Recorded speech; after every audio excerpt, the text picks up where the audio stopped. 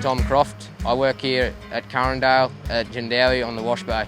What I'm doing here, I'm cleaning the trucks and cars and utes of the people that work down at the combine.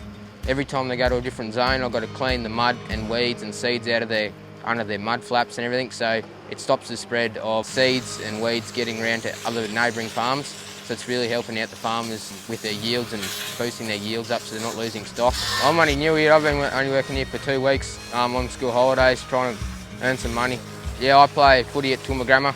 After school I'd like to fly helicopters to go up North Mustering.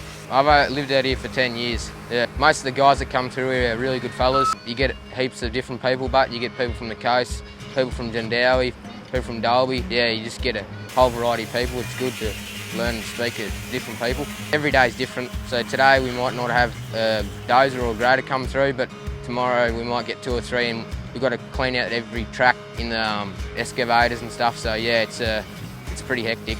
Roughly, I reckon vehicles coming through here a day is probably about 30 vehicles, so we're really doing a good job at stopping the seeds and weeds getting around.